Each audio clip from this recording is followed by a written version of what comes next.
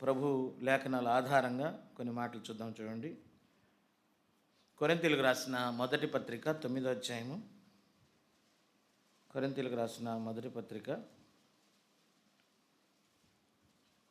9వ అధ్యాయము 19వ వచనం మనం చదువుకుందామండి. నేను అందరి విషయము స్వతంత్రుడనై ఉన్నను, ఎక్కువ మందిని సంపాదించుకొనుటకై అందరికీ నన్ను నేనే దాసునిగా చేసుకుంటుని.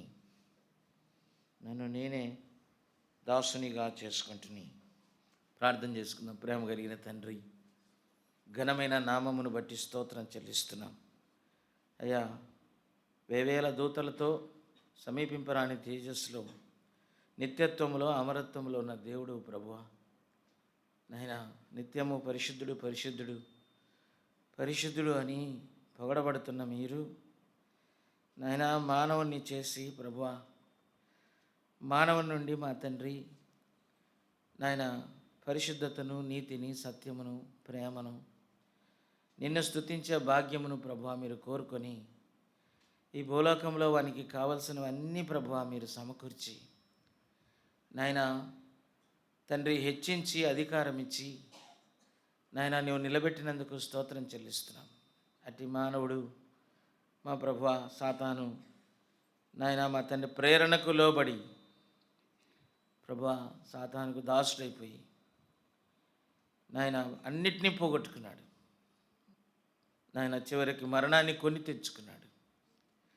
దుఃఖమును ప్రభువా, రోగమును నాయన లోకములో ఉన్న సమస్తమైన బలహీనతలను ప్రభువా కొని తెచ్చుకొని ఉండగా మా తండ్రి పాపము నుండి విడిపించి ప్రభువా మీ దాసులుగా చేసుకున్న కృప కొరకు స్తోత్రం. అదే కాలం నా ప్రభువా, ఆ దినమును ప్రభువా నేను జ్ఞాపకం చేసుకుంటున్నాను. నా రక్షణ దినమున అయ్యా మీరు ఇచ్చినటువంటి వాగ్దానమును బట్టి స్తోత్రం చెల్లిస్తున్నాను.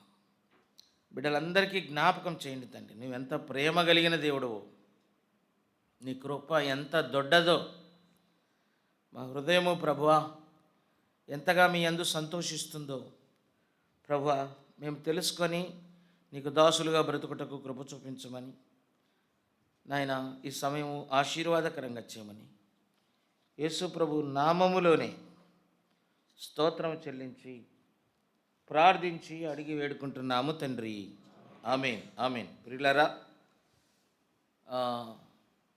అనుభవజ్ఞులైనటువంటి దాసులు, దేవుని దాసులు ఉండగా ఎన్నో సంగతులు ఎన్నోసార్లు ఈ లేఖనాలు మీకు నేర్పించి ఉంటారు. అయినను మరి అల్పుడనైనటువంటి నన్ను ప్రేమించి ఉదయకాలంన ఆయన కృపకు పాత్రులుగా ఎంచి వాక్యము ఈ ఈ కోణంలో మాట్లాడమని కోరినప్పుడు నాకు జ్ఞాపకం వచ్చిన మాట ఈ మాట. పౌలు ఈ మాటను ఎందుకు ఇలాగ మాట్లాడాడంటే, పౌలు నిజంగా స్వతంత్రుడే. అతని పరిస్థితిని మనం ఆలోచన చేసినప్పుడు మనకు అపోస్తల కార్యముల గ్రంథంలో ఆయన గురించి మనం చక్కగా చూడొచ్చు. 9వ అధ్యాయంలో అటు సమూయేలు మొదటి గ్రంథంలో 9వ అధ్యాయంలో బెన్యామీను గోత్రంలో పుట్టినటువంటి సౌలు, అలాగే అపోస్తల కార్యముల గ్రంథంలో 9వ అధ్యాయంలో బెన్యామీను గోత్రంలో పుట్టినవాడైనటువంటి సౌలు, ఈ ఇద్దరు నిజముగా దేవునికి ఎలాంటి వారని ఆలోచన చేస్తే, ఒకడైతే దేవుని ఆజ్ఞను తిరస్కరించి చివరికి గిల్బోవా పర్వతం మీద తన ప్రాణాన్ని పోగొట్టుకున్నటువంటి వాడుగా, అన్యునితో పొడబడి అన్యునిలాగా మరి జారిపోయిన సంగతిని జ్ఞాపకం చేసుకోవాలి. ఆది కాలంలో అలాంటి వాడు ఉండగా యుగాంతమందున్న మనకు బుద్ధి కలుగుటకై మరొక సౌలును దేవుడు ఏర్పాటు చేశాడు. అపోస్తల కార్యముల గ్రంథంలో 9వ అధ్యాయంలో ఆయన నిజంగా చెప్పాలంటే అతడు బెన్యామీనీయుడు, గమలీయేలు పాదముల యొద్ద మరి చదువుకున్నటువంటి వాడు, యూనివర్సిటీ చదువుకున్నటువంటి వాడు, యూదుడు, మత ప్రవిష్టుడు, ధర్మశాస్త్రమును చక్కగా చదివినటువంటి వాడు, ధర్మశాస్త్రమును అనుసరించేటువంటి వాడు, అలాగున ఉన్నటువంటి వాడు ఎవడైనా క్రీస్తును నమ్ముకొని క్రైస్తవుడని, క్రీస్తే దేవుడని చెప్పేటువంటి వాడిని గొప్పగా హింసించేవాడు.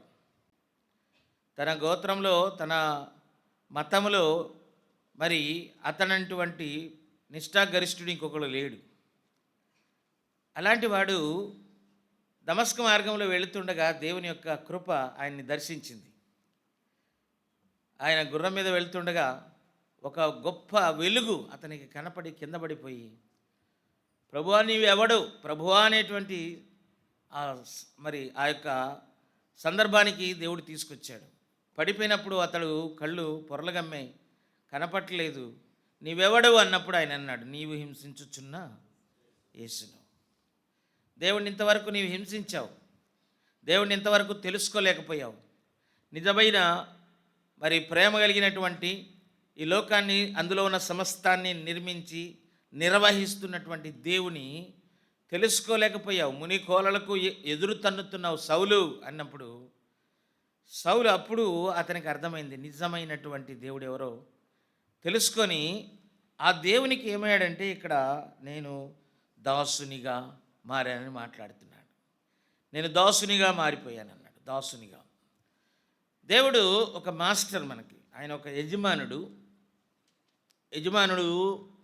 తన చేతిలో మరి తన దాసులకు సర్వెంట్స్ పనిని నియమించేవాడుగా ఉన్నాడు. అక్కడ కోరుకున్నది అదే. మంచి దాసుని ఆయన మెచ్చుకుంటాడు. బలా నమ్మకమైన దాసుడా, ఈ కొంచెంలో నమ్మకముగా ఉన్నావు అని. దాసుడు అలాగూ లేనప్పుడు ఆయన వచ్చినప్పుడు చెడ్డదాసుడా అని మాట్లాడతాడు. ఈ లోకం యొక్క నటన గతించింది. దేవుడు రాబోతున్నటువంటి దినాల్లో మనం ఉన్నాం కాబట్టి దేవుని కొరకై ఇప్పుడు మనం బ్రతకవలసిన రీతి ఏంటంటే దేవుని దాసులు. నువ్వు దేవుని దాసుడువా? దేవుని కొరకై పని చేయాలనేటువంటి ఆశ ఉందా? ఈ లోకము మనుషులను ఆలోచన చేసినప్పుడు ఎటు చూడు వ్యతిరేకతే, ఎక్కడ చూడు తిరస్కారమే, ఎక్కడ చూడు దౌర్జన్యమే. అయినప్పటికీ కూడా ఈ దినాలలో మరి తెగించి అరిమతయ యోసేపు పిలాతు దగ్గరికి వెళ్ళాలి, అడగాలి, తెగించి అడిగాడు. అయ్యా ఆ దేహం నాకిమ్ము, నేను దానిని సమాధి చేస్తాను అన్నప్పుడు పిలాతు ఆ దేహాన్ని ఇవ్వగా అరిమతయ యోసేపు దాన్ని అందులో పెట్టాడు. ప్రియులారా, దేవుని మహిమను మనము కనుగొనగలం. ఆ దాసురాలు స్త్రీ ఆయన ఆ బల్లలో ఆ భోజనము చేస్తూ ఉండగా ఒక మిక్కిలి విలువగల జటామాంసి అత్తరుని తీసుకొచ్చి పగలగొట్టి ఆయన తల మీద పోసింది. తల మీద పోస్తే శిష్యులు అంటున్నారు, ఎందుకు ఇంత వృధా చేస్తున్నారు? ఇది అమ్మి బీదలకు ఇవ్వచ్చు కదా అని మాట్లాడుతున్నారు. బీదల మీద ప్రేమ కలిగి కాదు. లోకంలో ఎన్నో పరిస్థితులు ఉన్నవి, అందరికీ మనము సహాయం చేయాలి నిజమే. కానీ వాటన్నిటికంటే శ్రేష్టమైంది ప్రభు యొక్క భూస్థాపన. ప్రభు మరణిస్తాడు, సమాధి చేయబడతాడు, ఆయన తిరిగి లేస్తాడు. తిరిగి లేచినటువంటి ప్రభు గోధుమ గింజ ఎలాగున భూమిలో పడి చనిపోయి విస్తారమైన పంట, దేవుని పిల్లలుగా, దేవుని బిడ్డలుగా, దేవుని దాసులుగా బ్రతికేటువంటి భాగ్యమును, పరిశుద్ధులుగా, నీతిమంతులుగా, దేవుని ప్రియులైన బిడ్డలుగా బ్రతికేటువంటి గొప్ప భాగ్యమును దేవుడు మనకి ఇవ్వట కొరకై ఆ దాసురాలు ఆ రోజు దేవుణ్ణి అభిషేకించింది. తెగించి అరిమతయ యోసేపు ఆ యొక్క దేహాన్ని తీసుకొని సమాధిలో పెట్టి, ఆ సమాధిని ఎవ్వరు మరి ఆ కొత్త సమాధి ఆ సమాధిలో ఆయన పెట్టినప్పుడు ప్రియులారా గమనించండి, అనేకులకు సాక్షార్థముగా ప్రభు లేచాడు, పునరుద్ధానుడయ్యాడు అనడానికి ఒక సాక్షిగా ఆ సమాధి తెరవబడి ఉండుట ఈరోజు కూడా మనం చూస్తూ ఉన్నాం. ఇలాంటి అనుభవం ఏంటంటే దేవునికి వారు దాసులుగా బ్రతకడమే. ఈ లోకంలో దేవుని దాసులుగా బ్రతికేటువంటి వారిలో ప్రథమమైనటువంటి వాడు పౌలని నేను చెప్తున్నాను. దేవుని దాసుడను అన్నాడు. ఎందుకు దేవుని దాసుడు? ఎందుకు ఆ యొక్క పనిని ఆయన అప్పగించుకున్నాడు? ఎందుకు ఆ పని కోసం ఆయన అప్పగించుకున్నాడంటే, రోమీయులకు రాసిన పత్రికలో మనందరికీ తెలిసిన మాటే. 3వ అధ్యాయంలో 24వ వచనంలో మనందరికీ తెలిసిన మాట, ఏ భేదం లేదు, అందరూ పాపం చేశారు, దేవుడు అనుగ్రహించి మహిమను పొందలేకపోతున్నారన్నారు. కానీ 26వ వచనంలో, క్రీస్తు యేసు రక్తమునందలి విశ్వాసము ద్వారా ఆయనను కరుణాధారము బయలుపరచెను. దేవుడు ఇప్పటి కాలమందు తన నీతిని కనపరచు నిమిత్తము తాను నీతిమంతుడు, యేసునందు విశ్వాసము గలవానిని నీతిమంతునిగా తీర్చువాడును అయి ఉండుటకు ఆయన అలాగూ చేశాను. కాబట్టి అతిశయ కారణం ఎక్కడ? అది కొట్టివేయబడెను. ఎట్టి న్యాయమును బట్టి అది కొట్టివేయబడెను. క్రియా న్యాయమును బట్టియా? కాదు, విశ్వాస న్యాయమును బట్టియే అని మాట్లాడుతూ ఆయన అన్నాడు. 28వ వచనం, ధర్మశాస్త్ర సంబంధమైన క్రియలు లేకుండా విశ్వాసం వల్లనే మనుషులు నీతిమంతులుగా తీర్చబడుదురని ఎంచబడుచున్నాం. దేవుడు యూదులకు మాత్రమే దేవుడా, అన్యజనులకు దేవుడు కాడా? అవును, అన్యజనులకు దేవుడే. దేవుడు ఒక్కడే కనుక ఆయన సున్నతి గలవారికి, విశ్వాసమూలముగా సున్నతి లేని వారికి విశ్వాసము ద్వారాను నీతిమంతులుగా తీర్చెను. నీతిమంతులుగా తీర్చుట కొరకై, నీతిమంతునిగా చేయబడటం కొరకై యేసుక్రీస్తు ప్రభునందు విశ్వాసం ఉంచాడు. 6వ అధ్యాయంలో అన్నారు, 6వ అధ్యాయం 16వ వచనంలో అన్నాడు, లోబడుటకు దేనికి మిమ్మల్ని మీరు దాసులుగా అప్పగించుకుందరో అది చావు నిమిత్తము పాపమునకే కానీ నీతి నిమిత్తము విధేయతకే కానీ దేనికి మీరు లోబడుదురో దానికే దాసులగుదరని మీరు ఎరుగురా అన్నాడు. మీరు పాపమునకు దాసులై ఉంటుంది. అయితే ఇప్పుడు విమోచించబడి, పాపం నుండి విమోచించబడి మీరు నీతికి దాసులయ్యారు. దేవునికి దాసులయ్యాం. దేవుని దాసుడు నీతిని అనుసరించి బ్రతకడం కొరకై. ఇందాక నీతి అంటే అన్న ఒక మాట చెప్పాడు. మా శ్రీకాకుళంలో దేవుని దాసులు స్వామి గారు అన్న ఒక మాట అంటారు, నీతిమంతుడంటే నీది అయినది నువ్వు పోగొట్టుకోవద్దు, నీది కాని దానికోసం ప్రాకులాడొద్దు, నీది కాని దాన్ని పట్టుకోవద్దు, నీది అనుకున్నది నువ్వు పోగొట్టుకోవద్దు అని మాట్లాడుతున్నాడు. అమ్మ, అర్థమైందా? నీతిమంతుడు వేరొక దాని గురించి ఆశించాడు. నీతిమంతుడు తనకున్న దాని గురించి దేవుణ్ణి స్తుతిస్తాడు. నీతిమంతుడు తనకున్న దాంట్లోనే ఎంతో దేవుణ్ణి గొప్ప చేస్తాడు, కృతజ్ఞుడై బ్రతుకుతాడు. అలాంటి వాడే నీతిమంతుడు. అందువల్ల దేవుని గ్రంథంలో ఒకసారి చూడండి, ఆది కాండంలో 24వ అధ్యాయంలో 34వ వచనం, 24వ అధ్యాయం 34వ వచనంలో ఇక్కడ ఒక దాసుడు ఉన్నాడు. ఆయన మన ఎలియాజరే, ఎవరో కాదు. ఆయన ఏమంటున్నాడు 34లో, అతడు ఇట్లా, నేను అబ్రహాము దాసుడను, యెహోవా నా యజమానిని బహుగా ఆశీర్వదించాను కనుక అతడు గొప్పవాడాయను. అతనికి గొర్రెలు, గొడ్లు, వెండి బంగారములు, దాసదాసి జనము, ఒంటెలు, గాడిదలను దయచేసాను. నా యజమానుని భార్య అయిన శారా వృద్ధాప్యములో నా యజమాని కుమారుని కనెను. నా యజమానుడు తనకు కలిగినది యావత్తు అతనికి ఇచ్చి ఉన్నాడు. మరియు నా యజమానుడు నాతో, నేను ఎవరి దేశమందు నివసించుచున్నాను ఆ కనాను. ఇదంతా మనకు తెలిసిన సంగతే. కాకపోతే ఇక్కడ సంగతి ఏంటంటే, పెద్ద దాసుడైనటువంటి ఎలియాజరు ఒకానొక సమయంలో అతడే కదా నా సర్వస్వం, అతడే కదా నా కేడెము, అన్నీ అవే ఆయనే కదా అని అబ్రహాం అనుకున్నాడు. ఎందుకంటే ఇంకా నాకు పిల్లలు పుట్టరు, ఎలియాజరే నాకు వారసుడు అని అనుకున్నప్పుడు దేవుడు మాట్లాడాడు, అయ్యా అతడు నీకు వారసుడు కాడు. అయినప్పటికీ ఆ దాసుని అలాగూ పెంచాడు అబ్రహాము. మరి సన్నిధిలో ఉన్నటువంటి సిరియా వాడైనటువంటి ఎలియాజరు మాట్లాడుతున్న మాట ఏంటంటే, నేను అబ్రహాము దాసుడను. అబ్రహాం అన్నీ అప్పగిచ్చాడు. ఇంటిలో సమస్తం ఆయన చేతికి అప్పగిచ్చాడు. ఎలాగూ బ్రతుకుతున్నాడంటే అబ్రహాము దాసుడుగా బ్రతుకుతున్నాడు. అబ్రహాము దాసుడుగా బ్రతికేటువంటి వాడు ఆయన సాక్ష్యం ఇస్తున్నాడు అబ్రహాము గురించి. ఏమని సాక్ష్యం ఇస్తున్నాడు? నేను అబ్రహాము దాసుడను, యెహోవా నా యజమానుని బహుగా ఆశీర్వదించెను. నా యజమానుని ఆశీర్వదించడమే కాదు, అతడు గొప్పవాడయ్యాడు. అతనికి గొడ్లను, వెండి బంగారములు, దాసదాసీలు, ఒంటెలు, గాడిదలు ఆయన దయచేశాడు. నా యజమానుని భార్య అయిన శారా వృద్ధాప్యములో నా యజమానునికి కుమారుని కనెను. ఆ యజమానుడికి ఒక కుమారుడు ఉన్నాడు, ఆయనే ప్రభు అయిన క్రీస్తు. ఇస్సాకు క్రీస్తు రూపంలో కనపడుతూ ఉన్నాడు. ఆయన క్రీస్తు. ఆ క్రీస్తు మరి వివాహం కొరకై ఆయన వచ్చాడు అని మాట్లాడుతూ ఉన్నాడు. ఉదయకాలంన దేవుని దాసులుగా బ్రతికేటువంటి వారు దేవుని గణపరచాలి. ఆ యజమానుడు ఆశీర్వదించబడిన వాడు, ఆయన మరి ఆశీర్వాదమునకు కారణభూతుడు ఆయనే. ఆయన కుమారుడైనటువంటి యేసుక్రీస్తు ప్రభు ఆయన రక్షకుడుగా ఈ లోకానికి వచ్చి అనేకుల్ని రక్షించడానికి తన అమూల్యమైన రక్తం ఇచ్చి చనిపోయి సమాధించబడి తిరిగి లేచాడు.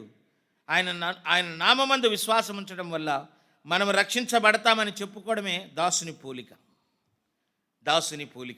పిల్లలు అర్థమవుతుందా? సమూయేలు గ్రంథంలో మనకు తెలిసినటువంటి మాట, మొదటి సమూయేలు 3వ అధ్యాయంలో సమూయేలు గురించి మరి ఆలోచన చేసినప్పుడు బాలుడుగా ఉన్నప్పుడే ఆయన పిలుస్తూ ఉన్నాడు, సమూయేలు సమూయేలు అని పిలవగా ఆయన అంటున్నాడు, సమూయేలు సమూయేలు అన్నప్పుడు 9వ వచనంలో పండుకొని పోయి ఎవరైనా నిన్ను పిలిచిన యెడల యెహోవా నీ దాసుడు ఆలకించున్నాడని ఆజ్ఞేయమని చెప్పి సమూయేలుతో అనగా సమూయేలు పోయి ఆ స్థలం మీద పండుకున్న తర్వాత యెహోవా ప్రత్యక్షమై నిలిచి ఆ రీతిగా సమూయేలు సమూయేలు అని పిలువగా సమూయేలు నీ దాసుడు ఆలకిస్తున్నాడు. దాసునిగా ఇంకా అర్థం కానప్పుడు, దాసునిగా ఎలాగ బ్రతకాలో తెలియనప్పుడు ఏలీ ఒక మాట అన్నాడు, అయ్యా నీ దాసుడు ఆలకిస్తున్నాడని మాట్లాడు. ఎవరైనా నీతో మాట్లాడితే నీ దాసుడు ఆలకిస్తున్నాడని మాట్లాడు. దాసుడు ఆలకించేవాడు, ఎదురు తిరిగేవాడు కాదు. దాసుడు ఎదురు తిరిగేవాడు కాదు. చిత్తము ప్రభువా నీ దాసుడు ఆలకిస్తున్నాడు. దేవుని మాటను ఎన్నిసార్లు తిరస్కరించాం, దేవునికి కోపం పుట్టించేటట్టుగా ఎన్నిసార్లు ఆయనకు ఆయాస పెట్టాం, ఎన్నిసార్లు దేవుని చిత్తాన్ని ఎరగక దేవుడు మాట్లాడుతుండగా ఎదురు తిరిగి వెళ్ళిపోయినటువంటి సందర్భాలు ఉన్నాయి. ప్రియులారా గమనించండి. దేవుని గణపరిచేవారం కాదు, తన ప్రియ కుమారుని రక్షణను చెప్పేవారం కాదు. అంత మాత్రమే కాదు, దేవుని మాటను ఆలకించేవారుగా లేము. దేవుని మాటను ఆలకించేవారంగా లేము. పేతురు, యోహాను, యాకోబు ముగ్గురిని మాత్రమే దేవుడు ఏర్పాటు చేసుకుని ఆయన 3 సందర్భాల్లో ఆయన తీసుకుని వెళ్ళినట్టుగా మనం చూస్తూ ఉన్నాం. 3 సందర్భాల్లో, ఒకటి ఆయన ఎత్తైన పర్వతం మీదకి రూపాంతరం చెందేటప్పుడు వారిని వెంటబెట్టుకొని పోయాడు. రెండవది యాయిరు కుమార్తెను ఆయన చనిపోయినటువంటి స్త్రీని, ఆ చిన్నబిడ్డను 12 ఏళ్ల చిన్నబిడ్డను లేపేటప్పుడు ఆయన అలాగ చేశాడు. ఒలివ కొండకు వెళ్ళేటప్పుడు, గెత్సేమనే తోటలో వెళ్ళేటప్పుడు ఆ ముగ్గురిని తీసుకొని మరి ఆయన అక్కడ పెట్టి కొంచెం దూరం వెళ్ళి ఆయన ప్రార్థన చేయడానికి వెళ్ళాడు. ఈ 3 సందర్భాలలో దేవుని యొక్క మహాకృప, మహత్వమును మనం కనుగొనగలం. అసలు ఆ చిత్రాన్ని చూసినప్పుడు, రూపాంతరం అనే చిత్రాన్ని చూసినప్పుడు ఆ దేవుడు వారి ఎదుట ఎందుకు రూపాంతరం చెందాడు అని వారు ఆలోచన చేయట్లేదు. వారికి నేర్పిస్తున్నటువంటి పాఠం ఏంటంటే, ఉన్నతమైనటువంటి వాడుగా నీవు దేవుని దాసునిగా, దేవుని బిడ్డగా నువ్వు ఉండాల్సిన వాడవు. ఆ సందర్భాన్ని ఎలాగునా నీవు నేర్చుకోవాలా అని పేతురుకు, యోహానుకు, యాకోబు చెప్తే పేతురు అంటున్నాడు, అయ్యా మనం ఇక్కడ ఉండుట మంచిది. మనం ఏం ఆలోచన చేస్తున్నామంటే, మనం ఇక్కడ ఉండుట మంచిది అయ్యా, నీకొకటి, మోషేకు ఒకటి కదా, ఏలియాకు ఒకటి పర్ణశాల కడతాడంట. నేను పర్ణశాలలు కడతాను, మనం ఇక్కడ ఉండడం మంచిది అన్నాడు. అందుకే ఆకాశము నుండి ఒక శబ్దం వచ్చింది, ఒక మేఘం వచ్చింది. ఆ మేఘంలో వచ్చి ఒక శబ్దం వచ్చింది, ఈయన నా ప్రియ కుమారుడు, ఈయన యందు నేను ఆనందించున్నాను, ఈయన మాట వినండిరా నాయన, నేర్చుకోండిరా. అంటే మనకి పాఠాలు చెప్పించేవాడు దాసుడు. ఇప్పుడు పాఠాలు చెప్పేవాడు, దేవునికే పాఠాలు నేర్పించేటువంటి వాడు. అయ్యా అట్లా కాదయ్యా, అలా కాదయ్యా, నేను ఇట్లా ఉన్నానయ్యా, ఒక వ్యక్తిని ప్రేమించానయ్యా, అయ్యా ఒక ఆమెను ప్రేమించానయ్యా, ఆమె నాకు కావాలయ్యా, ఆమె పరిస్థితి ఇదే అయ్యా, చేసుకున్న తర్వాత ఉంటుందయ్యా, చేసుకున్న తర్వాత ఉంది, నిజమే. ఎన్ని సందర్భాలలో వారి ద్వారా ఆటంకం, ప్రార్థనకు ఆటంకం, దేవుని కృపకు ఆటంకం. దేవుని కృపావరంలో పాలివారై ఉన్నారు కానీ దేవుని పనికి అంత ఆటంకం. అమ్మా ఒకసారి ఆలోచన చేయండి, ఎన్నిసార్లు ఆత్మ సంబంధమైన వారిని మనం ఆటంకపరిచాం, దేవుని దాసులను ఆటంకపరిచాం. అలాగే పురుషులు కూడా ఎన్నిసార్లు మరి మందిరానికి వెళుతున్నా కూడా, దేవుని మరి సహవాసానికి వెళుతున్నా కూడా ఆటంకపరిచినటువంటి సందర్భాలు ఆలోచన చేసినప్పుడు పిల్లరా గమనించండి. పేతురు మాట్లాడినటువంటి మాట మనకు మంచిదిగా కనపడుతుంది, కానీ దేవుడు అంటున్నాడు ఇది మంచిది కాదని. ఈయన నా ప్రియ కుమారుడు, ఈయన యందు నేను ఆనందించున్నాను, ఈయన మాట వినుడి అన్నాడు. అందుకే బోర్ల పడ్డారు. బోర్లబడి భయపడిపోయి ఆయనే లేపి ఇక వెళ్ళుదాము రండి అన్నాడు. పిల్లరా, దేవుని కృపను, దేవుని ప్రేమను కనుగొనాలంటే మనము దాసులుగా బ్రతకడము అవసరం. దాసుడు ఎలా ఉన్నాడో ఆ మాటలు కొన్ని సందర్భాల్లో మనం మాట్లాడదాం. రెండవ రాజుల గ్రంథంలో ఒక మాట చూడండి. రెండవ రాజుల గ్రంథము 16వ అధ్యాయం. 2వ రాజుల గ్రంథము 16వ అధ్యాయం 8వ వచనంలో ఆహాజు మాట్లాడుతున్న మాట, నేను నీ దాసుడను నీ కుమారుడనై ఉన్నాను గనుక నీవు వచ్చి నా మీదికి లేచిన సిరియారాజు చేతిలో నుండి, ఇశ్రాయేలు రాజు చేతిలో నుండి నన్ను రక్షింపవలనని అషూరు రాజైన తిగ్లత్పిలేసరు నొద్దకు దూతలను పంపగా అని మాట్లాడుతున్నాడు. ఒక అషూరు రాజు వెంబడి వెళ్ళిపోయి ఒక యూదా రాజు అయినటువంటి యోతాము కుమారుడైనటువంటి ఆహాజు, అతడు తన కుమారులను అగ్నిగుండము దాటించాడు. తన కుమారులను మరి దేవుని యొక్క చిత్తం చొప్పున నడిపించలేకపోయాడు. అలాంటి వానికి యుద్ధాలు ప్రారంభమై అతని ఎదురుగా వచ్చి సైన్యం నిలబడి ఉండగా వారికి దోషుడైపోవడమే కాకుండా, బంగారం అప్పగించడమే కాకుండా, మందిరంలో ఉన్నటువంటి బంగారం అంతా తీసుకుపోయి ఇవ్వడమే కాకుండా మరొక రాజు యొక్క సహాయాన్ని అడుగుతున్నాడు. ఆ రాజుతో అషూరు రాజుకు చెప్తున్నాడు, అయ్యా నేను నీ దాసుడు, నేను నీ కుమారుడును. ఇలాగ ఎన్నిసార్లు మనం మోసపోయాం, ఎన్నిసార్లు మనము లొంగిపోయాం, ఎన్నిసార్లు దేవుని నుంచి దూరమైపోయి సాతానుకు లొంగిపోయినటువంటి సందర్భాలు లేవా? సాతానుడు దుర్గము వేస్తాడు, సాతానుడు శోధిస్తాడు, సాతానుడు భయంకరమైన పరిస్థితులు కల్పిస్తాడు. నీ ఆరోగ్యము, నీ యొక్క పరిస్థితిని వాడు ఎంతో దిగజారుస్తాడు. అలాగ చేసినప్పుడు మనము అందులోకి వెళ్ళిపోతాం. ప్రియులారా, దానికి వెళ్ళిపోకుండా శోధన సహించిన వాడు ధన్యుడు, శోధన సహించిన వాడు ధన్యుడు అన్నాడు. పిల్లరా గమనించండి, శోధనలో తప్పించుకునే మార్గము కూడా దేవుడు ఇచ్చాడు. అదేంటంటే, మీరు శోధనలోకి ప్రవేశించకుండా ప్రార్థించండి. ప్రార్థన అనేటువంటి ఒక గొప్ప ఆయుధాన్ని, సాతాను పారిపోయేటువంటి ఆయుధాన్ని దేవుడు మనకి ఇచ్చాడు. ప్రార్థించండి అని మాట్లాడుతున్నాడు. 26వ అధ్యాయంలో మత్తయి సువార్తలో మాటలున్నాయి. పిల్లరా గమనించండి, మనము సాతానుకు లోబడి ఉండకుండా దేవుని కృపకు మరి ఆధారం చేసుకొని దాసులుగా బ్రతికేటప్పుడు దేవుడు మనల్ని ఎంతో దీవిస్తాడు, దేవుడు మనల్ని దీవిస్తాడు.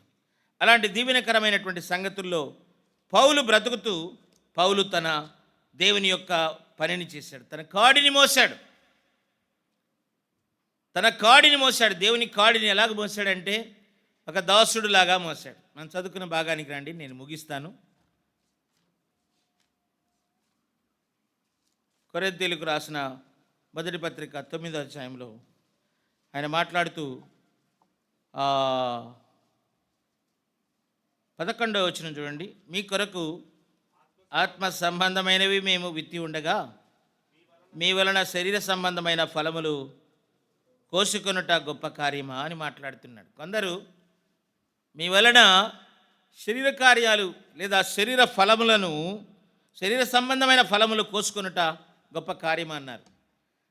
కొరింథీలో ఉన్నటువంటి సంఘంలో ఉన్నవారు కొంతమంది, వారు ఆత్మ సంబంధులుగా బ్రతకవలసిన వారు, వారు దేవుని దాసులుగా బ్రతకవలసిన వారు, దేవుని కాడి మోయాల్సిన వారు, వారిలో కొన్ని శరీర సంబంధమైన కార్యాలు వచ్చేసాయి, శరీర సంబంధమైన ఫలములు వచ్చాయి. అవేంటంటే, వారిలో కక్షలు ఉన్నాయి, వారిలో క్రోధాలు ఉన్నాయి, వారిలో జారత్వం ఉంది, వారిలో వ్యభిచారం ఉంది, వారిలో అసూయ ఉంది, వారిలో విగ్రహారాధన ఉంది, వారిలో దేవునికి ఆయాసకరమైనవి ఎన్నో ఉన్నాయి.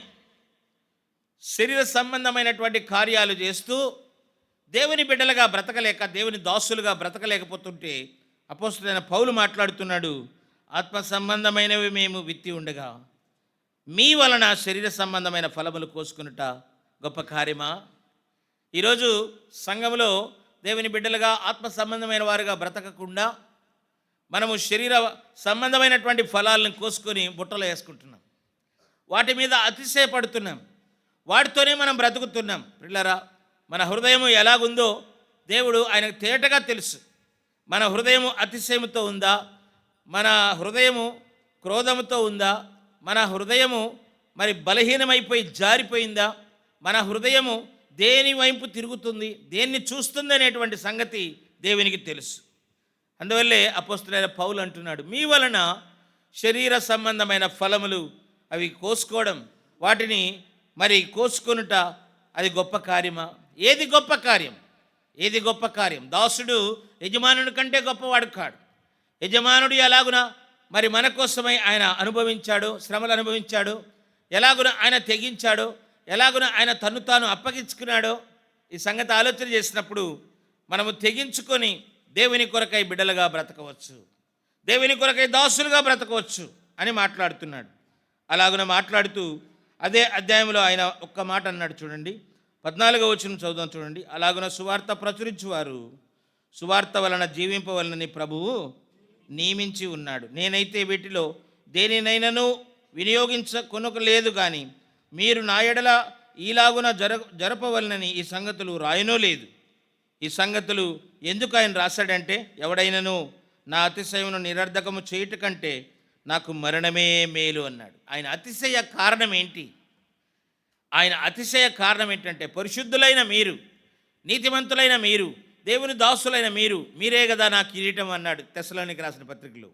మీరే నా అతిశయము అన్నాడు. ఎందుకంటే అలాంటి వారు సంఘములో ఉండుట దేవునికి ఇష్టం, దేవుని దాసులకు ఇష్టం, దేవుని సేవకులకు ఇష్టం. దేవుని పిల్లలుగా, స్థిరమైన వారుగా, పరిశుద్ధులుగా, నీతిమంతులుగా, దేవుని ఎదుట ఏ మచ్చ డాగు లేనటువంటి వారుగా, అనునాంగులుగా బ్రతకడం దేవునికి ఎంతో ఇష్టమైనటువంటి కార్యం. అలాంటి తీర్మానం మనం చేసుకుందామా? నేను దేవుని దాసుడను, దేవుని కొరకై నేను బ్రతకాలి. అలాగన బ్రతికేటువంటి వారు కొద్దిమంది రకరకాలైనటువంటి ప్రలోభాలతో ఉన్నారు. అదేంటంటే, కళ్ళము తొక్కుచున్న ఎద్దు మూతికి చిక్కం పెట్టుకోకూడదని ధర్మశాస్త్రంలో ఉందని 9:9 మాట్లాడుతున్నాడు. సంఘంలో చాలామంది ఏదైనా నాకు ఫలం వస్తుంది, లేదా ఏదైనా నాకు మరి లాభం వస్తుందని వచ్చేటువంటి వారు కూడా కొంతమంది ఉన్నారు. అమ్మా, లాభం కోసం నీవు వస్తే దేవుడు మనకి ఇచ్చేటువంటి మరి ఆ లాభాన్ని దేవుడు ఇస్తాడు, కానీ అలా ఆశపడి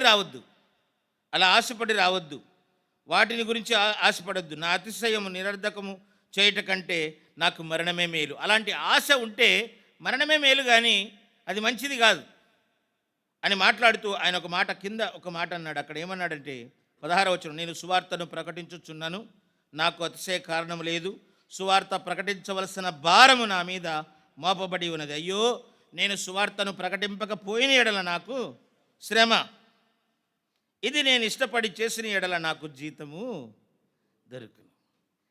నీవు ఇష్టపడి దేవుని సేవ చేస్తే, దేవుని సేవకుడుగా బ్రతికితే, అమ్మ అర్థమైందా? కనిపించనటువంటి ఆశీర్వాదం, అదిగో ఆకాశపు వాక్యలు విప్పి పట్టజాలనంత విస్తారమైన దీవెనలు, పరలోక సంబంధమైన ప్రతి శ్రేష్టమైన ఈవి దేవుడు నీకు దయచేస్తాడు. ఇది నువ్వు ఆలోచన చేస్తున్నావా? నీవు దేవుని దాసుడు, దేవుని సువార్త కాడి మోసేటువంటి వాడు. ఆ పని ఇష్టపడి చేస్తే దేవుడు నీకు ఫలము ఇస్తాడని చక్కగా చెప్తున్నాడు. నేను ఇష్టపడి చేసిన ఎడల నాకు జీతము దొరుకును. అపోస్తలుడైన పౌలుకు మరొకది కూడా ఉంది. అదేంటంటే గృహ నిర్వాహకత్వము అది వేరే సందర్భం. కానీ ఆయన సువార్త భారం ఉంది కాబట్టి సువార్త ప్రకటించవలసిన మరి భారము నాకున్నది అని మాట్లాడుతున్నాడు. ఇప్పుడు ఎలాగ పోయి చేయగలం? బయటికి వెళ్ళి చేస్తే వారి వల్ల చాలా కష్టం, వారి వల్ల చాలా శ్రమలు ఉన్నాయి. మరి ఎలాగునంటే మన జీవితమే, మన శరీరమే, మనకున్నటువంటి ఆలోచనలే, మనకున్నటువంటి దేవునిలో ఉన్న ఆ యొక్క పరిశుద్ధతే మనకు సువార్తగా మనము వారి ముందు ప్రదర్శించగలము. దేవుని దాసుడు ఒకవేళ బహిరంగంగా సువార్త ప్రకటించలేని పరిస్థితిలో తనకున్నటువంటి లక్షణాల ద్వారా, తనకున్నటువంటి స్వభావము ద్వారా తన్ను తాను తగ్గించుకొని అనేకులకు ఆశీర్వాదకరంగా సువార్తను ప్రకటించగలడు. ప్రభుని రక్షించబడినటువంటి నాటి నుండి నేను ఒక చిన్న పుస్తకం బైబిల్ ఎప్పుడు కూడా ఒక సెల్ ఫోన్ లాగా పెట్టుకొని పోతాను. ఈరోజు కూడా ఆఫీస్కి వెళ్ళేటప్పుడు కూడా, లేదా కాలేజీకి వెళ్ళే రోజుల్లో కూడా నేను సువార్త ప్రకటించడానికి వారికి చెప్పాలని కాదు, నువ్వు పెద్ద గొప్పోడువా అంటారు. కానీ నేను వారికి చెప్పాల్సిన అవసరం లేదు. నేను బైబిల్ తీసుకొని పోయి బస్సులో కూర్చొని చదువుకుంటుంటే పక్కన వాడు అడుగుతాడు, ఏందన్నది? అమ్మ, దేవుడిచ్చినటువంటి తలాంతు నాకు. అప్పుడు చెప్తాను, ఇది పరిశుద్ధ గ్రంథము. పరిశుద్ధ గ్రంథమా? పరిశుద్ధమైన మాటలు దీంట్లో ఉన్నాయన్నా, అందుకే ఇది చదువుతున్నానండి. ఏం పరిశుద్ధత? అయ్యా, మానవుడు హృదయంలో పాపం చేశాడు, దేవునికి దూరం అయిపోయాడు, పాపం వల్ల మరణం వచ్చింది. ఆ మరణాన్ని మరి కలిగి ఉండటం వల్ల నరకానికి, అగ్నిగుండానికి వెళుతున్నాడు. లోకంలో జీవిస్తుండగా ఎన్నో కష్ట నష్టాలు, ఇరుకులు, ఇబ్బందులు, బాధలు, వ్యాధులు ఇలాంటివి ఎన్నో అనుభవిస్తున్నాడు. అందువల్ల వాటన్నిటి నుండి దేవుని కృపకు, దేవుని యొక్క ఆశీర్వాదములకు నువ్వు రావాలంటే ఈ పరిశుద్ధ గ్రంథంలో ఉన్నట్టుగా దేవుని నామమందు నీ విశ్వాసం ఉంచాలి, రక్షించబడాలని. చిన్న మాట అట్లా చేస్తే చాలు. ఏదో ఒక రకమైన మాట నువ్వు మాట్లాడాల్సిన అవసరం లేదు, దేవుడే నీతో మాట్లాడిస్తాడు. ఆ ఆశ ఉంటే చాలు. పిల్లలు అర్థమైందా? సువార్తకు వెళ్ళేటప్పుడు నేను ప్రభుని విశ్వాసం ఉంచినప్పుడు, నేను యవనస్తుడిగా ఉండగా డక్కీ నా చేతికి ఇచ్చేవారు. డక్కీ తీసుకుంటే సిగ్గా? చాలామందికి సిగ్గే. బైబిల్ పట్టుకు రావాలన్నా సిగ్గే. చాలామందికి బైబిల్ పట్టుకొని రావాలన్నా సిగ్గే, డక్కీ పట్టుకొని పోవాలన్నా సిగ్గే. పిల్లరా, ఆ వీధుల్లో డక్కీ కొడుతూ ఉంటే, పాట పాడుతూ ఉంటే దేవుని బిడ్డలు నాతో పాట పాడిచ్చేవారు. చిన్నయ్య గారు, అలాగే దేవదానం గారు, అలాగే దానం గారు, ఇలాగున కొంతమంది గమలియేలు గారు, ఇలాంటి అనంతపురంలో ఉన్నటువంటి కొంతమంది దాసులు సువార్త ప్రకటించమని నన్ను ముందుకు వేసినప్పుడు నాలో ఒక బాధ ఉండేది, ఒక రకమైన ఏడుపు. ఏంటంటే, ప్రభువా, నేను సువార్త ప్రకటిస్తున్నప్పుడు ఒక్క ఆత్మైనా రక్షించబడదా? At least one spirit, at least one person, ఒక్కడైనా నమ్ముకుడా ప్రభువా. అయ్యా, నా సువార్త వ్యర్థం కాకూడదు, నేను మాట్లాడే మాట వల్ల అనే తత్వంతో నేను సువార్త ప్రకటించేవాడిని. నేను సువార్త ప్రకటిస్తూ ఉండగా నా గొప్పతనం కాదు, నా చాతుర్యము కాదు, నా యొక్క భాష కాదు, నా లాంగ్వేజ్ కాదు, కానీ దేవుడే వారితో మాట్లాడతాడు. కొన్ని వేల సంవత్సరాల నుంచి పరిశుద్ధాత్మ దేవుడు వారితో మాట్లాడుతున్నాడు. పరిశుద్ధాత్మ దేవుడు ఒప్పిస్తాడు. పాపముల గురించి, నీతిని గురించి, దేవుని రాకడ గురించి, దేవుని గురించి ఒప్పింపజేసేటువంటి పరిశుద్ధాత్మ దేవుడు మాట్లాడినప్పుడు వాళ్ళు వస్తారు, అన్నా ఏం చేయాలన్నా, ఎట్లా ఒప్పుకోవాలన్నా? అమ్మా, నీ పాపమును ఒప్పుకుంటే ఆయన నమ్మదగిన వాడు, నీతిమంతుడు, నీ పాపాలు క్షమిస్తాడని ఒక చిన్న మాటలో తీర్మానం చేయించి పంపించినప్పుడు ఎంత సంతోషము, ఎంత సమాధానం. ఒక పాపి రక్షణ పొందుట పరలోకములో దేవునికి, దేవదూతలకు సంతోషం. ప్రియులారా, ఎలాగనో నీవు దేవుని పని చేయగలవు. గొప్ప దాసుడని పేరు వేసుకుంటే కాదు, గొప్ప దాసుడని టైటిల్ పెట్టుకుంటే కాదు, నేను ఇలాగ ఉండాలి, దాసునిగా ఉండాలి అంటే కాదు. నీ బ్రతుకు ద్వారా, నీ హృదయం ద్వారా, నీ చిన్న పని ద్వారా దేవుని యొక్క సువార్త ప్రకటించవచ్చు. అప్పుడప్పుడు అమ్ముకునేవారు వస్తారు. మా కర్నూలు సహోదరులు వచ్చి ఉన్నారు. ఇంటికాడ పంచలింగాల నుంచి కొంతమంది వచ్చేవారు, కొంతమంది వేరే గ్రామాల నుంచి వచ్చేవారు ఉన్నారు. పండ్లు తీసుకొని వస్తారు. అమ్మా, ఈ పండ్ల రేట్ ఎంత? ఇంత అన్నప్పుడు, సరే తీసుకునేటప్పుడు, అయ్యా తీసుకోయాను. తీసుకునేటప్పుడు, అమ్మా ఈ తక్కెటేంది ఇట్లా ఉంది, తక్కెట తిప్పితే తక్కువ భారం వస్తుంది. అలా అమ్మా ఇలా మోసం చేస్తే ఎట్లమ్మా అంటే, అయ్యా ఎలాగయ్యా బతికేది? అప్పుడు సువార్త ప్రకటించేవారు. అమ్మా, నీవు ఇలాగ మోసం చేస్తే దీన్నే పాపం అంటారు. ఈ పాపం పేరుకొని పోతుంది. ఒకప్పుడు పాపం వల్ల వచ్చే జీతం మరణానికి పాత్ర అయిపోతావు. నువ్వేమైనా సంపాదించుకున్నావా? నువ్వేమైనా బాగుపడ్డావా? నువ్వు ఎంత తీసుకుపోతావో అది చిల్లి సంచులు వేసిన రోకలాగా ఉంటుంది, నీకు లాభం ఉండదు. నువ్వేమాత్రం కూడా సంపాదించుకోలేవమ్మంటే ఎట్లయ్యా? మరి న్యాయంగా బతకాలంటే ఇదే. దేవుడు న్యాయవంతుడు. నీ త్రాసును దేవుడు చూస్తూ ఉన్నాడు. దొంగ త్రాసు దేవునికి హేయమమ్మా అని దేవుని మాటలు చెప్పినప్పుడు సువార్త నమ్ముకొని పోయిన వారు చాలామంది ఉన్నారు. దేవుని సువార్తను కర్నూలు పట్టణంలో ప్రకటించేటప్పుడు ఎన్నో ఆత్మలు రక్షించబడి దేవుని కృపకు పాత్రులైనటువంటి వారందరినీ కూడా సంఘమునకు అప్పగించినటువంటి సంగతిని మేము ఆలోచన చేసినప్పుడు, అది మా పని కాదు, మా సామర్థ్యం కాదు, నాకు తోడయ్యున్న దేవుని కృప అని పౌలు అన్నట్టుగా దేవుడి కొరకై మనం సేవ చేయాలని ఆసక్తి కలిగినప్పుడు దేవుడే ఆ కార్యము చేస్తాడు. అలాగున అతను అంటున్నాడు, నాకు జీతము దొరుకును అని మాట్లాడాడు. అంత మాత్రమే కాదు, 19వ వచనంలో మనం మాట్లాడుతూ, నేను అందరి విషయమై స్వతంత్రుడనై ఉన్నను, ఎక్కువ మందిని సంపాదించుకోవడం. స్వతంత్రుడై నీవు జీవించావు, నువ్వు చేయాల్సిన పని లేదు. నేను ఉద్యోగం కలిగి ఉన్నాను, నేను ధనవంతుడిగా ఉన్నాను, నాకు ఎంతుంది, నేను సువార్త చెప్పాల్సిన అవసరమేముంది అనుకునేవారు చాలామంది లేకపోలేదు. కానీ స్వతంత్రుడై ఉన్నప్పటికీ ఎక్కువ మందిని బలహీనులు సంపాదించుకోవడం కోసం బలహీనుడిగా బ్రతికాడు. ధర్మశాస్త్రం తెలిసిన వారికి, ధర్మశాస్త్ర సంబంధమైనటువంటి వారిని ఆయన రక్షించడం కోసం, సంపాదించడం కోసం తాను కూడా ధర్మశాస్త్ర సంబంధినైనట్టుగా బతికాడు. సున్నతి పొందాలా, పొందకూడదా కదా, పూలు పెట్టుకొచ్చుకోవాలా, పూలు పెట్టుకోరాకూడదా, కొంతమంది ఆభరణాలు వేసుకోవాలా, ఆభరణాలు వేసుకోకూడదా, కొంతమంది ఇలాంటి డ్రెస్ వేసుకోవాలా, ఇలాంటి డ్రెస్ వేసుకోకూడదా, ఇవి ధర్మశాస్త్ర సంబంధమైనటువంటి క్రియలు. కానీ నీ పై రూపాన్ని దేవుడు లక్ష్య పెట్టేవాడు కాదు, నీ హృదయాన్ని లక్ష్య పెట్టేవాడు. కాబట్టి దేవుని యొక్క కృపను బట్టి అపోస్తలుడైన పౌలు తను తాను తగ్గించుకున్నాడు. దేవుని పనిలో వచ్చేటువంటి జీతమును ఆయన ఆశించలేదు. తను తాను దాసునిగా చేసుకొని అనేకులను దేవుని దగ్గరికి తీసుకురావడానికి ఆయన బలహీనుడైపోయాడు. ఈ మాటలో చాలా మాటలు ఉన్నాయి, వాటన్నిటిని వివరించడానికి సమయం లేదు కాబట్టి కొన్ని మాటలు నేను టూకీగా చెప్తున్నాను. అంత మాత్రమే కాదు, ఇది రెండో మాట. అయితే మూడో మాట చూడండి, 24వ వచనంలో, పందెపు రంగమందు పరిగెత్తు వారందరూ పరిగెత్తుదురు కానీ ఒక్కడే బహుమానం పొందుదునని మీకు తెలీదా? అటువలే మీరు బహుమానం పొందినట్లుగా పరిగెత్తుడి. మరియు పందెమందు పోరాడు ప్రతివాడు అన్ని విషయములందు మితముగా ఉండాలి. కొంతమంది మాటల్లో మితం ఉండదు, భోజనంలో మితం ఉండదు, వ్యవహారాల్లో మితం ఉండదు. అమ్మ అర్థమవుతుందా? దేవుని బిడ్డలు ఎలా ఉండాలి?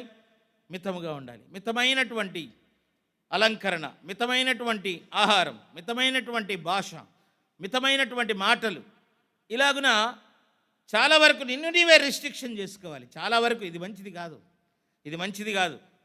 కొంతమంది అందరితో కలిసిపోతారు. నా బంధువులు వచ్చారంటే కలిసిపోయి పూసుకొని రాసుకొని వారి ఆచారాలన్నీ తెచ్చుకొని మనం దేవునికి దూరంగా చేసుకునే సంగతులు ఉన్నాయి. అమ్మ వద్దు, మితముగా ఉండు. నీ పరిశుద్ధతను వారికి కనపరిచేటట్టుగా నీవు చేయి. అప్పుడు వారు నీ దగ్గరికి వస్తారు. మా సోదరి ఒక ఆమె ఉండేది, మార్తమ్మ, మా పెద్దమ్మ కూతురు. నేను ఎప్పుడైనా వచ్చినప్పుడు భోజనం చేసేటప్పుడు ప్రార్థన చేసుకుంటా అంటే ఎట్లా చూసేది, వెళ్ళిపోయేది. వారు హిందువులు కాబట్టి చాలా సందర్భాల్లో అలాగే మాట్లాడుకుంటా ఉన్నిందామా ఇదేంది అని. కానీ చివరికి అర్థమైంది ఏంటంటే, వారు అలాగూ ప్రార్థన చేసుకోవడం వల్ల వారు దేవుని కృపకు పాత్రలు అయ్యారని తెలుసుకొని ఆమె కూడా రక్షించబడి చనిపోయిందిలేండి, గుండెపోటు వచ్చి చనిపోయింది పాపం. కానీ ఆమె తెలుసుకుంది ఏంటంటే, మన ప్రవర్తన వల్ల వారు మనలోకి వస్తారు. దేవుని దాసులుగా ఉన్నటువంటి వాడు మితముగా ఉండాలి. దేవుని దాసుడుగా ఉండేవాడు పరుగు పందెం ఉంది మనకి. ఈ రోషం అనేటువంటి పందెము, ఈ పరిశుద్ధమైనటువంటి బాట, ఇందులో మితముగా బ్రతకాలి. మనం చాలా జాగ్రత్తగా బ్రతకాలి. పందెం ఇది. పందెంలో మరి పోరాటం కోసం పోరాడుతూ మనం పరిగెత్తాలి. అంత మాత్రమే కాదు, చివరి ఒక మాట 27వ వచనంలో ఆయన అన్నాడు, 26వ వచనంలో, గురి చూడని వాని వలె పరిగెత్తువాడను కాను. గురి చూచే పరిగెత్తాలి. ఫిలిప్పీలకు రాసిన పత్రికలో కూడా ఈ మాటలు ఉన్నాయి. నేను ముందున్న వాటి కోసమే వేగిరపడుతున్నాను, వెనకున్న వాటి కోసం వేగిరపడలేదన్నాడు.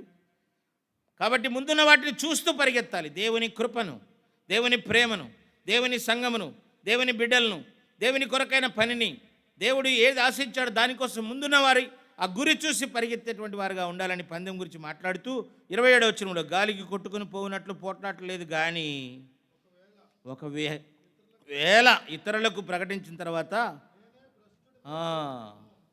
ఇది కూడా ఉండాలి. ఇది చాలా జాగ్రత్తగా ఉండాలి. భ్రష్టులమైపోయేటువంటి సందర్భాలు చాలా లేకపోలేదు. భ్రష్టులైపోలేదా? ఒక పూట కూటి కోసము జ్యేష్ఠత్వాన్ని అమ్మేసుకున్నాడు. ఒక పూట కూటి కోసం భ్రష్టుడైపోయినటువంటి అమ్మ ఏశావు. ఎదోమీయులు ఎర్రని వారు ఎదోమీయుడైనటువంటి మరి హేరోదు ఎలాంటి వాడు? సాతానికి సాదృశ్యమైపోయాడు. సాతానికి యూదుల రాజులో పుట్టినవాడు ఎక్కడ అంటే అందరినీ కలయిసి చెప్తున్నాడు. ఈ దేశానికి నేను రాజుగా ఉండగా మరొక రాజా అని. పిల్లరా గమనించండి. ఎదోమీయుల్లాగా మనం మారిపోకూడదు. కయీనీయుల్లాగా సొంతముగా ఆలోచన చేసి దేవునికి అర్పణ అర్పించకూడదు. ఇలాంటి వారు దేవునికి అయిష్టులు, దేవునికి దూరస్తులు. కానీ ఆయన అన్నాడు, గాలికి కొట్టుకొని పోనట్లుగా నేను ఒకవేళ ఇతరులకు ప్రకటించి భ్రష్టుని అయిపోతానేమో అని నన్ను నేను నలగొట్టుకొంచున్నాను. నా శరీరాన్ని నలగొట్టుకొని దాన్ని లోబరుచుకొంచున్నాను. దాసుడు చేయవలసినటువంటి మరొక పని ఏంటంటే తన శరీరాన్ని లోబరుచుకోవాలి. ఇష్టం వచ్చినట్టుగా ఆయన బ్రతకటము కరెక్ట్ కాదు. పిల్లరా గమనించండి, దేవుడు మన మన మన మన మన స్థితిని అంతా చూస్తున్నవాడు కాబట్టి మనం ఆయనకి భయపడి అన్ని విషయాల్లో చాలా భయస్తులుగా బ్రతకాలి. దేవుడు అలాంటి వారిని దేవుడు దీవిస్తాడు. ఇతరులకు ప్రకటించిన తర్వాత భ్రష్టున్నైపోదునేమో అని నా శరీరాన్ని నేను నలుగగొట్టి లోబరుచుకొంచున్నాను. హృదయము చాలా భయంకరమైంది, అగాధమైంది. దాన్ని లోబరుచుకోవడం ఎలాగునా అని ఆలోచన చేసినప్పుడు నలగొట్టుకోవాలి. నలగగొట్టుకోవడం అంటే ఏంటంటే ప్రభు సన్నిధిలో మోకరించాలి, ప్రభు సన్నిధిలో అడగాలి, గోజాడాలి, ప్రభు సన్నిధిలో ఎన్లైట్ కావాలి. ప్రభు సన్నిధిలో నీవు ఎంతో మరి దీనదాసుడుగా బ్రతకాలి. నేను క్రీస్తు దాసుడను. గలతీయులకు రాసిన పత్రికలో ఈ మాట మనందరికీ తెలుసు. ఈ మాట చూసి మనం ముగిద్దాం. చూడండి, గలతీయులకు రాసిన పత్రికలో 10వ వచనం, మొదటి అధ్యాయం 10వ వచనం. ఇప్పుడు నేను మనుషుల దయను సంపాదించుకొని చూచున్నానా, దేవుని దయను సంపాదించుకొని చూచున్నానా? నేను మనుషులను సంతోషపెట్టు కోరుచున్నానా? నేను ఎప్పటికీ మనుషులను సంతోషపెట్టు వాడనైతే క్రీస్తు దాసుడను కాకపోదును అన్నాడు. మనుషులను సంతోషపెట్టడం కాదు, దేవుణ్ణి సంతోషపెట్టాలి. ఏ విషయంలోనైనా దేవుణ్ణి సంతోషపెట్టాలి. పిల్లరా, దేవుణ్ణి సంతోషపెట్టే వారంగా ఉండడానికి ఆయన తీసుకున్నటువంటి నిర్ణయం, నేను దేవునికి దాసుడను, నేను దేవునికి దాసురాలను. దాసులారా, మీ యజమానులకు లోబడి ఉండుడి. ఎఫెసీయులకు రాసిన పత్రికలో దాసుల గురించి, కొలస్సీయులకు రాసిన పత్రికలో దాసుల గురించి రాశాడు. దాసులారా అని మాట్లాడుతూ ఆయన ఎఫెసీయులకు రాసిన పత్రికలో ఆయన మాట్లాడుతున్న యథార్థమైన హృదయం గలవారై 6:5లో, ఎఫెసీయులకు రాసిన పత్రిక 6:5, యథార్థమైన హృదయం గలవారై భయముతోనూ వణుకుతోనూ క్రీస్తునకు వలె శరీర విషయమై మీ యజమానులైన వారికి విధేయులై ఉండుడి. ఈ మాట ఎంత గొప్పదండి. ప్రభు ఎంత విధేయుడైపోయాడు, తానే దాసుడైపోయాడు. ఫిలిప్పీ 2:6లో మనుష్యుని పోలికగా పుట్టి దాసుని స్వరూపము ధరించి, ఆ ప్రభువే దాసుడైపోయాడు. మనందరి కోసమై ఆ ప్రభువు దాసుడిగా, దాసుని రూపంలోనికి వచ్చిన ప్రభువును జ్ఞాపకం చేసుకున్నప్పుడు ప్రియులారా, మనం ఎంత యథార్థపరులంగా, దేవుని యొక్క బిడ్డలంగా, ఆయనకు లోబడి విధేయులుగా ఉండాలి. మాటను అర్థం చేసుకోండి, దేవుని దాసులుగా బ్రతకండి. దేవుడు మన కుటుంబాలను, మన పిల్లలను దీవిస్తాడు. దేవుని కొరకై ఒక గొప్ప సాక్షి సమూహంలాగా, పరిశుద్ధమైన సంఘంగా మనం బ్రతకాలని దేవుడు ఆకాంక్షిస్తున్నాడు. అట్టి కృప దేవుడు మనకు దయచేయను కాక ప్రార్థన చేసుకుందాం.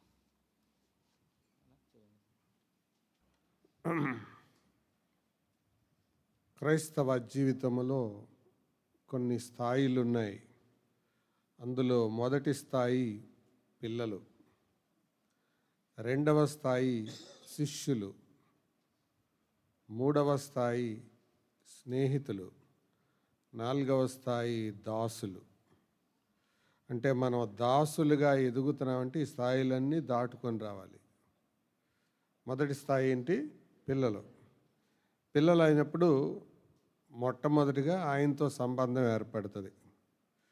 అది ఆయన రక్తము ద్వారా కడగబడినప్పుడు. ఇక్కడున్న వాళ్ళందరూ పిల్లలు అయ్యారా? రెండవది, పిల్లల దగ్గర ఆగిపోకూడదు. ఆయనను వెంబడించుట ద్వారా ఏమవుతాం? శిష్యులు అవుతాం. అలాగే శిష్యులతో కూడా ఆగిపోకూడదు. ఆయనతో కూర్చొని ఆయనతో సమయాన్ని గడుపుతూ ఆయన ఇష్టాలు తెలుసుకుంటూ ఆయన చిత్తాన్ని చేస్తూ స్నేహితులు కావాలి. అలాగైన తర్వాత ఆయన మనస్సు ఏంటో ఎరిగి ఆయన కోసం పనిచేయాలి. దాసులు. ఇంతకు మీరు ఏ స్టేజ్లో ఉన్నారు ఇప్పుడు? అసలు ఏ స్టేజ్లో లేరా? పిల్లలయ్యారా? శిష్యులయ్యారా? స్నేహితులయ్యారా, దాసులయ్యారా? దాసులైతే ఆయన చెప్పే మాటలు ఆలకించాలి. విన్నాం కదా, ఆయన కొరకు పని చేయాలి. మరి ప్రభు మనకిచ్చిన ఈ మాటను బట్టి ఈ గతంలో కూడా అన్న దాసుల గురించి చెప్పారు, ఎంతమందికి గుర్తుందో. మరి మరలా తిరిగి మన ముందుకు వచ్చింది ఈ మాట. దేవుని సంఘములో మనం దాసుల్లాగా ఉండాలి, బాసుల్లాగా కాదు. దాసుల్లాగా, నేను నీ దాసుడను, దాసురాలను. నీ దాసురాలను అని ఒప్పుకున్న వాళ్ళు బైబిల్లో ఎవరున్నారు? స్త్రీలు. దాసుడు దాసుడని జెంట్స్తోనే చెప్పారు. ఎవరెవరు అన్నారు దాసురాలని? చెప్పండి. మరియా, అబిగయేలు దావీదుతో ఉంది. ఓకే. Hannah, very good. అంటే మీరు మాట్లాడతారని ఇప్పుడు మిమ్మల్ని అడుగుతున్నాను, చెప్పండి. అంతేనా? దాసురాలను అన్నది శారా. కాబట్టి వారు రూతు. కాబట్టి వారందరూ గొప్పవాళ్లే, కానీ ఎలా బ్రతికారు వాళ్ళు? దాసులు అని అనుకున్నారు. హన్నాకేం తక్కువ, తర్వాత శారాకేం తక్కువ. మరి అంటే కొద్దిగా పేద స్థితిలో ఉంది, కానీ వీళ్ళందరూ ఏమని ఒప్పుకున్నారు? దాసురాలను, నీ దాసుని. కాబట్టి ఆ స్థాయిలోకి మనం ఎదిగినప్పుడు ప్రభు సంతోషిస్తాడు. చివరికి మిగిలేదేంటో తెలుసా? ఒక్క మాటే, బళ నమ్మకమైన మంచి దాసుడా, బళ నమ్మకమైన ఉద్యోగస్తుడా అని అనడు. బళ నమ్మకమైన నాయకుడా అని అనడు. ఫైనల్ స్టేట్మెంట్ ఏంటి? Well done my faithful servant. బళ నమ్మకమైన మంచి దాసుడా. దానికోసమే ఇదంతా. అందుకే రాజ్ కుమార్ గారు రాసిన పాట మనం పాడుతుంటాం, సోదరుడా నీవు దాసుడవా. దాసుడవైతే ఎవరికి నీవు దాసుడవు? దాసుడు అనే దానికి డెఫినేషన్ తెలుసా? దాసుడు అనే దానికి నిర్వచనం తెలుసా? పేతురు 2వ పత్రికలో ఉంది, దాసుడు. ఆ మాట చదివిద్దాం చూడండి. 2వ పత్రిక 2వ అధ్యాయం వచనం మీరే పట్టుకోవాలి. ఒకడు దేని వలన జయింపబడునో, ఎన్నో వచనం అది? 19. చదవండి అందరూ. ఒకడు దేని వలన జయింపబడునో దానికి దాసుడగును. అంటే మనం దాసులం ఎప్పుడవుతాం? జయించబడ్డప్పుడు అవుతాం. బ్రిటిష్ వాళ్ళకి ఇండియా వాళ్ళు బానిసత్వం చేశారు, దాసత్వం. వాళ్ళు జయించారు కాబట్టి. మరి మనల్ని జయించింది ఏంటి? మనల్ని జయించింది ఎవరు? నన్ను జయించే నీ ప్రేమ. అది మరి ఆయన ప్రేమ మనల్ని జయిస్తే దానికి ఏమవ్వాలి? మనం దాసులు అవ్వాలిగా. మరి దాసులైతే దాసుడికి బానిసకి, ఇక్కడ దాసుడు అన్న పదం బానిస అన్న పదం రెండు ఒకే రకంగా వాడబడ్డాయి. తెలుగులో దాసుడు అని ఉంది, యాక్చువల్గా వాడింది బానిస. బానిస గురించి ఒక మాట తెలుసా? బానిసకు బాధ్యతలే ఉంటాయి, హక్కులు ఉండవు. కాబట్టి దేవుని దగ్గర నుంచి హక్కులు మనం కోరుకోకూడదు. అందుకే వాళ్ళు ప్రార్థించే వాళ్ళంతా, దేవాన్ని దాసురాలు, నీకు అనుకూలమైతే ఇవ్వు, లేకపోతే still I am your handmaid, నేను ఇంకా నీ దాసురాలని అని అనేవాళ్ళు. ప్రభువుకి అలా అప్పగించుకున్నప్పుడు కొన్ని ఆత్మలను మనం సంపాదించగలుగుతాం. ఒక దేవుని సేవకుడు ఇలాగన్నాడు, if you are saved show it, if you know share it. రక్షించబడ్డావా? కనబరచది. నీకు విషయం తెలిసిందా? పంచుకో. If you are saved show it.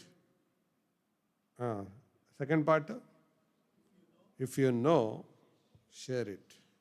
నీకు తెలిస్తే నోరు తెరు.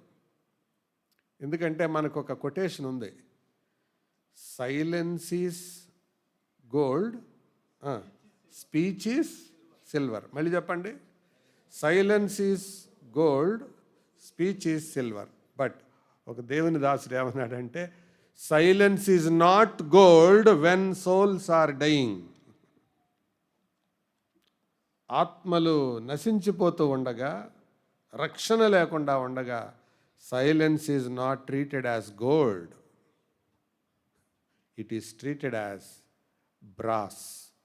బ్రాస్ అంటే తెలుసా? ఇత్తడి. ఇత్తడి అంటే తెలుసా? తీర్పు. బైబిల్లో ఇత్తడి తీర్పుకు సూచన. కాబట్టి ఆత్మలు నశించిపోయేటప్పుడు మనం మౌనంగా ఉంటే అది బంగారం అనిపించుకోదు, అది ఇత్తడి. అది ఇత్తడి తీర్పును సూచిస్తుంది. అందుకనే నరపుత్రుడా, నువ్వు మాట్లాడు, స్పీక్ అవుట్. నువ్వు మాట్లాడితే వాళ్ళ రక్తాపరాధాన్ని నీ మీద మోపను. నువ్వు మాట్లాడలేదా, వాళ్ళ సంగతి నేను చూసుకుంటాను, కానీ ఆ అపరాధాన్ని అయితే నీపై మోపుతాను. కాబట్టి మనతో పరిచయానికి వచ్చిన వాళ్ళందరికీ మన ద్వారా సువార్త వెళ్ళిందా? నీ స్నేహితుడు, నీ కుటుంబ సభ్యులు, మీ అపార్ట్మెంట్లో ఉండేవాళ్ళు, మీ ఇరుగు పొరుగున ఉండేవాళ్ళు వెళ్ళిందా? Speak out. మాట్లాడి తిరస్కరిస్తే అది వేరే సంగతి. మాట్లాడకపోతే వాళ్ళ బ్లడ్ నీ మీద ఉంటుంది, మన మీద ఉంటుంది. అందుకని ఈ విషయంలో మనల్ని మనమే ప్రభువుకి అప్పగించుకుందాం.